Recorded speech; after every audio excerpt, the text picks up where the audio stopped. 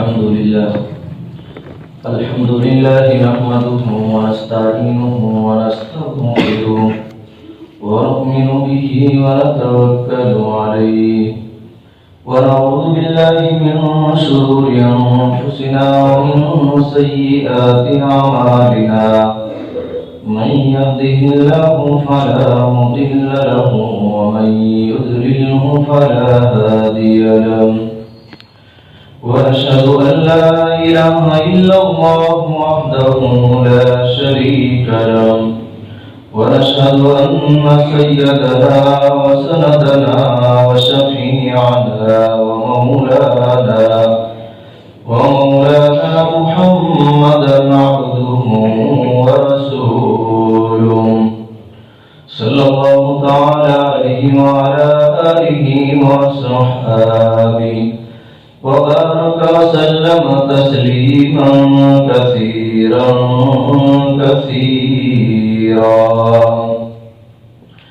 أما بعد قال الله تبارك وتعالى في الكلام المجيد والفرقان الحميد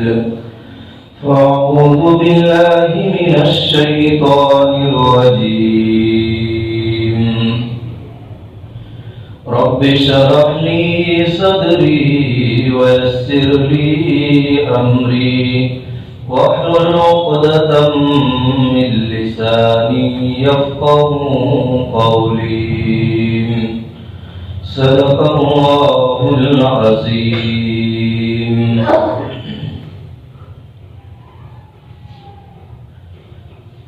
میرے بھائیوں دوستوں اور بزرگوں، گزشتہ 2 جمعہ میں آپ حضرات کے سامنے ماں باپ کے ساتھ میں حسن سلوک اور ماں باپ کی فرما برداری کے متعلق کچھ باتیں عرض کی گئی اور آخر میں جمعہ میں یہ بات عرض کی تھی کہ دنیا میں ہم نے ماں باپ کا حق ادا نہیں کیا اور ہمارے ماں باپ دنیا سے چل بسے، تو اب ان کے جانے کے بعد ماں باپ کے فرما بردار کیسے بنے، اور جو کمی اور غلطی اور جو کوتاہیاں ہو گئی اس کی بھرپائی کیسے ہو، اس کا بھی طریقہ ہے۔ اللہ نے ہمیں دین اسلام ایک ایسا دین دیا ہے جس میں ہمارے لیے کوئی چیز مشکل نہیں ہے، کہ اگرچہ وہ موقع ہمارے ہاتھ سے چلا گیا، ہمارے ماں باپ دنیا میں نہیں رہے، اب ندامت ہو رہی ہے،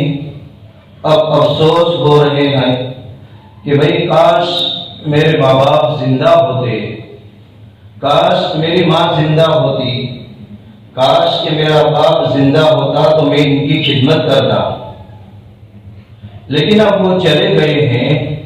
تو اس کے لیے بھی الگ الگ طریقے ہیں کہ اس کے ذریعے سے ہم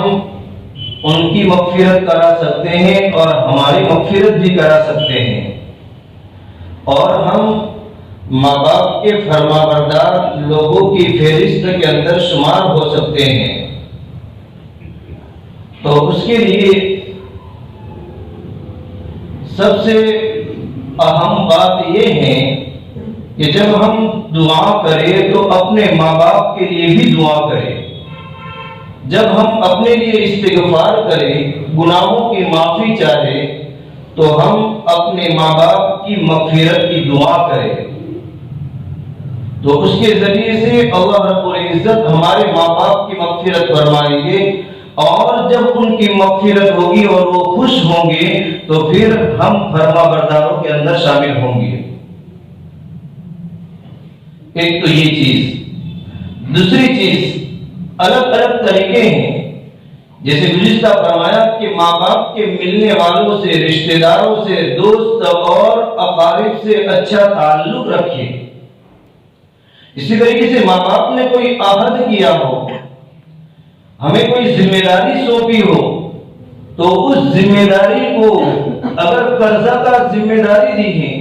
تو اس ذمہ داری کو پورا کریں، اور ماں باپ سے اس بوجھ کو ہلکا کرے، ماں باپ سے اس بوجھ کو ہلکا کرے۔ اسی طریقے سے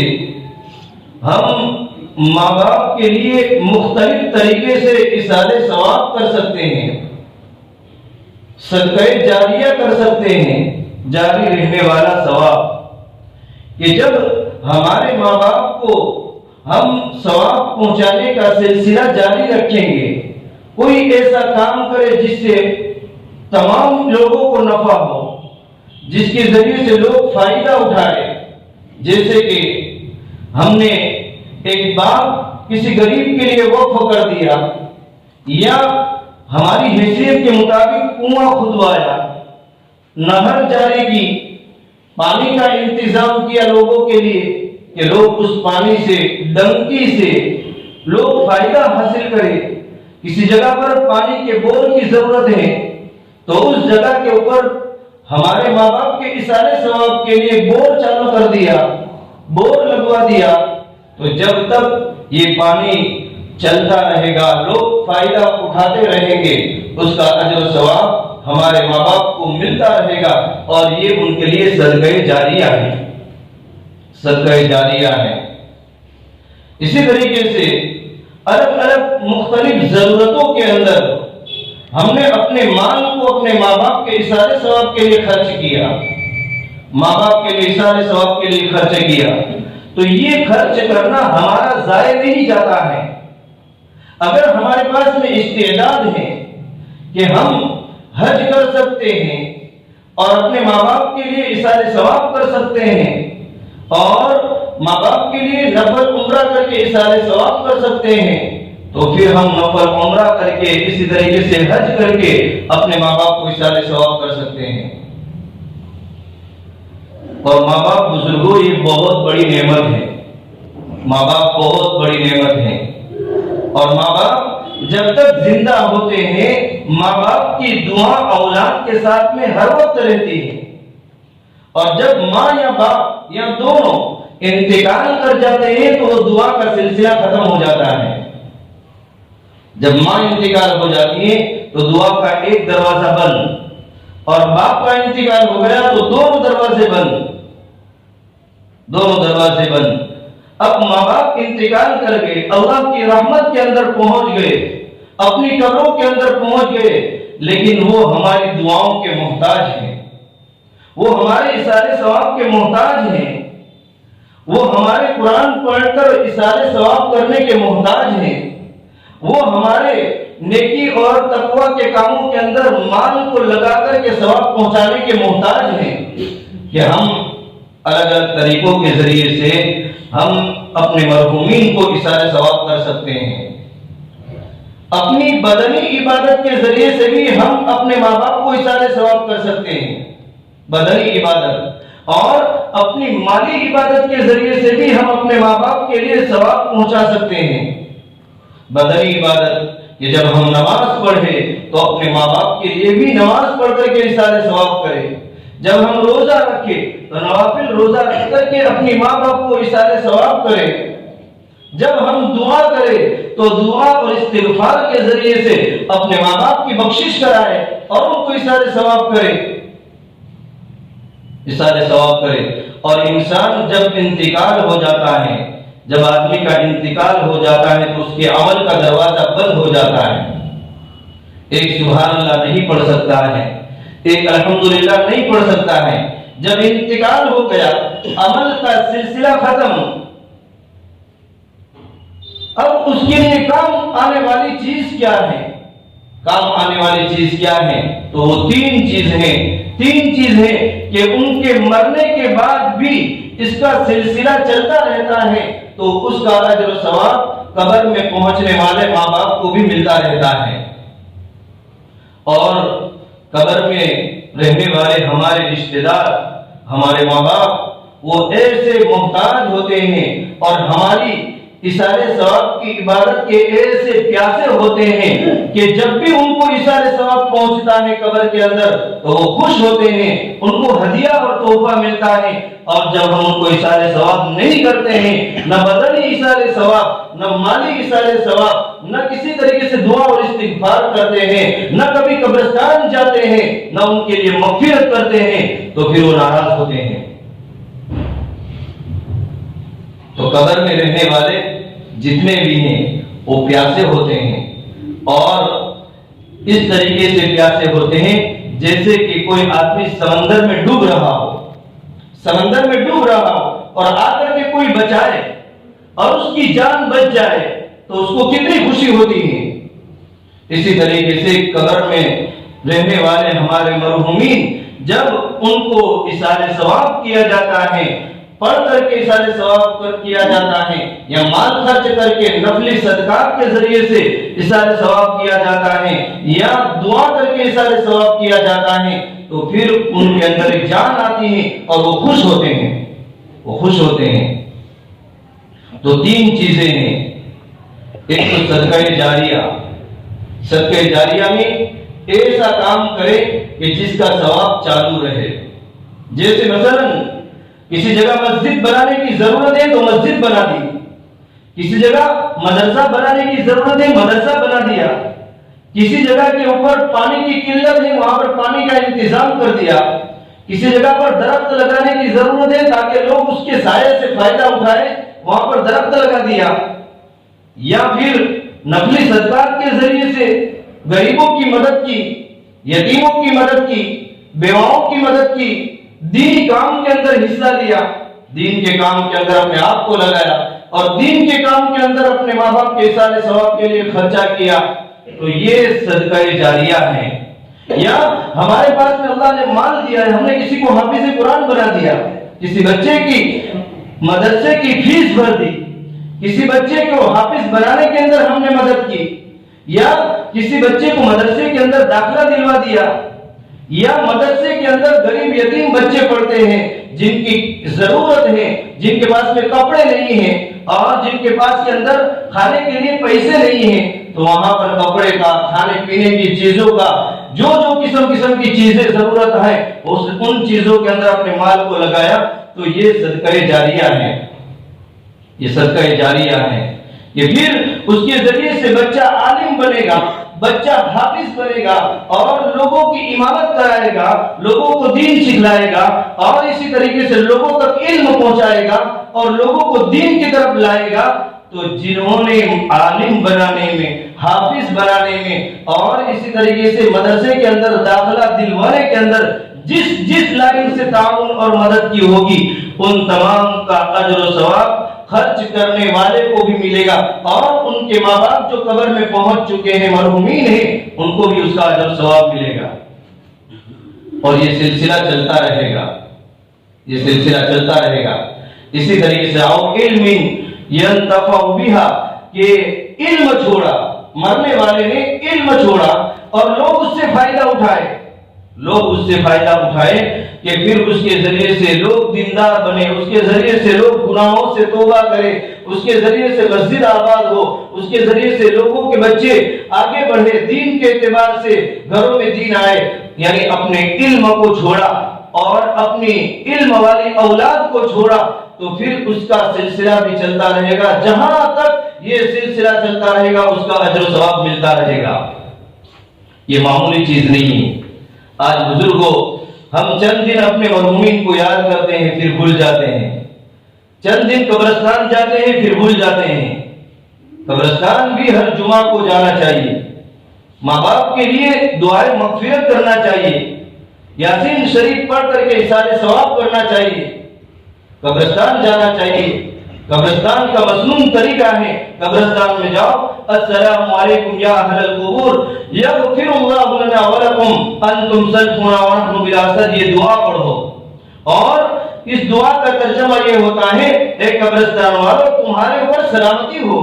اللہ تمہاری اور ہماری مغفرت فرمائے،